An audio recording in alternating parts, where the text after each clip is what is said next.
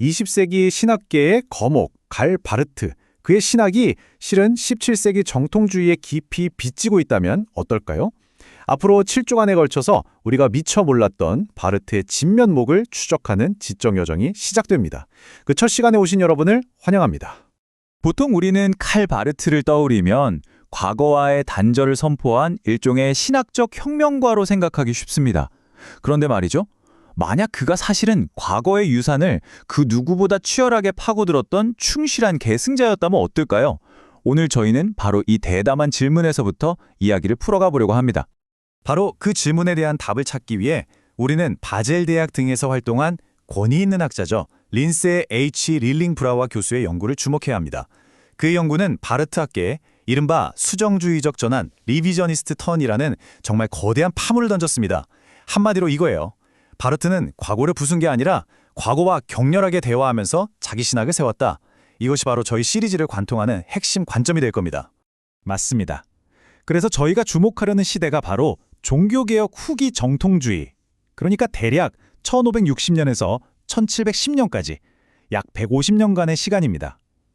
바르트가 이 시대 신학자들과 어떻게 씨름했는지를 따라가 보는 것, 이것이야말로 그의 신학의 비밀을 푸는 열쇠가 될 거라고 확신합니다. 자, 이야기의 무대는 1920년대 초반 독일의 괴팅겐입니다. 이제 막 명예교수로 부임한 젊은 바르트. 그런데 좀 아이러니하게도 그 스스로가 인정했듯이 당시 그는 개혁파 신학 전통에 대해 아는 바가 거의 없었습니다. 정말 의외의 시작이죠? 그렇죠. 이 고백을 보면 그의 솔직함이 그대로 드러납니다. 그 거대한 신학적 유산 앞에서 바르트 자신도 처음에는 거의 이방인이었던 셈입니다. 그 비밀을 캐내기 위해서 그야말로 밤샘 노동과도 같은 정말 치열한 싸움을 벌여야만 했던 거죠. 1924년 이전 그의 초기 강의 목록을 보면 아주 흥미로운 지점이 보입니다. 칼뱅이나 추빙글리 같은 종교개혁의 거장들은 당연히 그의 주된 관심사였죠. 하지만 정작 그 이후 시대, 그러니까 17세기 정통주의 신학자들의 이름은 어디에서도 찾아볼 수가 없습니다. 아직은 그 결정적인 만남이 이루어지기 전이었던 겁니다. 그리고 마침내 1924년 봄, 그 신학 인생을 통째로 바꿔놓는 결정적인 순간이 찾아옵니다. 생애 첫 교리학 강의를 준비해야 한다는 정말 막막한 과제 앞에서 그는 거의 지적인 공황 상태에 놓여 있었습니다. 바르티의 이 회고는 정말 당시의 그 절박함을 생생하게 전해주죠. 당대의 신학은 물론이고 근대 신학 전체로부터 어떤 소외감을 느끼면서 기댈 곳 하나 없는 지적 고립 상태에 빠져 있었던 겁니다. 바로 이 위기의 순간에 그 발견이 일어납니다. 그가 발견한 건요, 하인리히 헤페라는 19세기 신학자가 쓴 개혁파 교의학 교과서였습니다. 바르트가 묘사한 것처럼 겉보기엔 정말 시대에 뒤떨어지고 먼지 쌓인, 전혀 매력이라고는 없는 그런 낡은 책이었죠. 하지만 바로 이 책이 모든 걸 바꾸게 됩니다. 맞습니다. 이 헤페의 책을 발견한 건 그냥 강의했을 참고자료 해나 찾았다 이런 차원의 일이 절대 아니었습니다. 이건 바르트의 신학적 여정 전체의 방향을 틀어버린 말 그대로 패러다임을 바꾸는 사건이었던 거죠. 이 발견 이후에 헤페의 교과서는 바르트에게 더 이상 단순한 참고자료가 아니었습니다. 그의 교의학 강의 전체의 뼈대를 이루는 그야말로 토대가 됩니다. 정통주의 신학과의 본격적인 도제 기간이 시작된 겁니다. 브루스 매코맥 교수가 이 과정을 문장주애라는 아주 탁월한 개념으로 설명합니다. 이게 뭐냐면 마치 중세 신학자들이 롬바르디의 명제집을 평생의 과업으로 삼고 주석을 달았던 것처럼 바르트 역시 헤페의 텍스트를 자신의 신학적 실험대로 삼아서 한 문장 한 문장과 씨름하며 괴팅겐 교의학을 써내려갔다는 거죠. 이건 단순한 인용이 아니라 텍스트와의 전면적인 대결이었습니다. 그러니까 바르트의 학문적 여정을 보면 명확한 단계가 보입니다.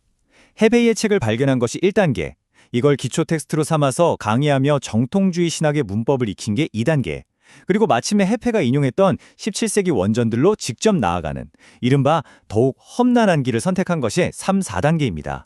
결국 헤페는 일종의 관문이었던 셈이죠. 그리고 10여 년이 지난 1935년에 쓴 이 문장을 보면 1924년의 발견이 그냥 일회성 이벤트가 아니었다는 게 명확해집니다. 그건 평생에 걸친 원전 연구의 출발점이었던 겁니다.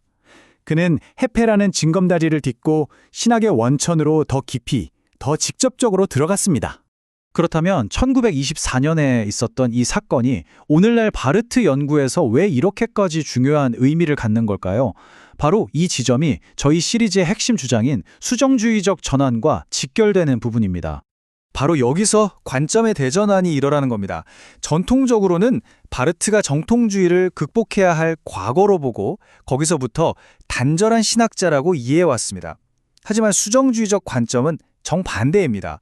바르트는 정통주의와 그 누구보다도 치열하게 대화했고 그들의 유산을 비판적으로 계승하고 재구성하면서 자신의 거대한 신학체계, 바로 교회학을 쌓아 올렸다는 겁니다. 자, 오늘 이야기의 핵심을 다시 한번 정리해 보겠습니다. 1924년 낡은 책 한 권과의 우연한 만남. 이것은 바르트 신학의 운명을 바꾼 결정적인 사건이었습니다. 그리고 이 만남으로 시작된 그의 도제 기간은 훗날 교회 교의학이라는 거대한 성체를 짓는 가장 중요한 주춧돌이 되었습니다. 바로 이 관계를 제대로 이해하는 것, 이것이 바르트를 새롭게 읽는 수정주의적 전환의 출발점인 셈입니다. 그렇습니다. 이제 아주 중요한 질문이 남았죠. 이 도제 기간 동안 바르트는 정통주의 신학자들에게서 구체적으로 어떤 신학적 통찰을 얻었을까요? 그들과 씨름하면서 그가 배운 신학적 내용은 과연 무엇이었을까요? 이 질문에 대한 답을 찾아가는 여정이 다음 시간부터 본격적으로 시작됩니다. 많은 기대 부탁드립니다.